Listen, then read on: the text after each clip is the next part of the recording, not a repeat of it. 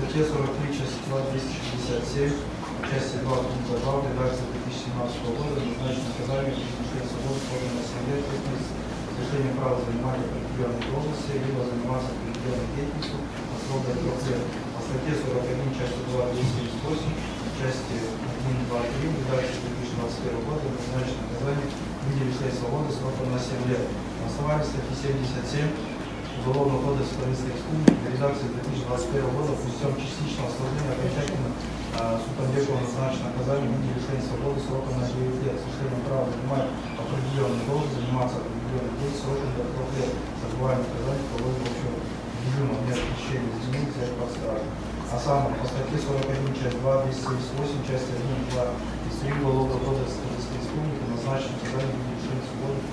сроком на 7 лет. По статье 41, часть 2,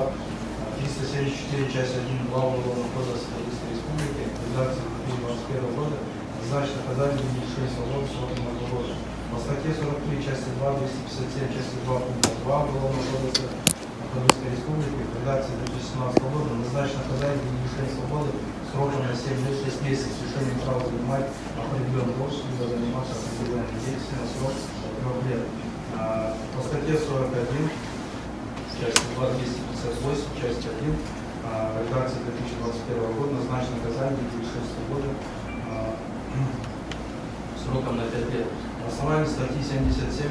Уголовного кодекса Российской Республики редакция 2021 года путем частичного снижения окончательно самому назначено наказание в виде лишения свободы сроком на 9 лет с лишением права занимать определенную должность, заниматься определенной деятельностью сроком до 2 лет, с отбыванием наказания по логике общего режима меры лечения обвиняемых изменений взять под стражу. Фарида Ниязова по статье 41, часть 2, 278, часть 1, 2, 3 в редакции 2021 года назначено наказание в виде лишения свободы сроком на 7 лет с отбыванием наказания по логике общего режима меры лечения обвиняемых Фарида Ниязова оставить прежним под стражей. Салымбаева по статье 41, часть 2,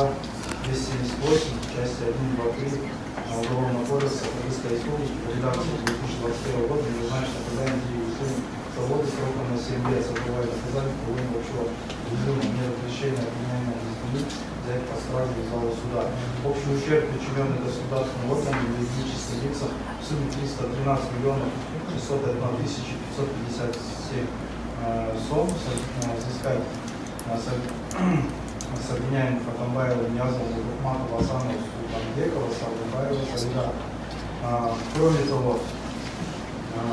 согласно принципам охвата охраны прав и свобод человека и гражданина в уголовном судопроизводстве, предусмотренных статьей 13 части 7 Уголовного процессуального кодекса Российской Республики, прокурор в случае обнаружения фактов, указывающих на невиновность подозреваемого обвиняемого обязан принять меры по прекращению уголовного преследования данного лица, а в отношении обвиняемого отказаться от поддержания обвинения в суде, в связи с чем руководствуясь статьей 35 часть 1 Уголовного процессуального кодекса Российской Республики прошу прекратить уголовное преследование по статье 39, 43 части 2, 309 Уголовного кодекса Российской Республики. Организатор преступления покушения на насильственную власти в отношении Атамбаева, Ниязова, Бухматова, Султанбекова, Салымбаева и Асанова на основании статьи 27, часть 1, пункт 14 УК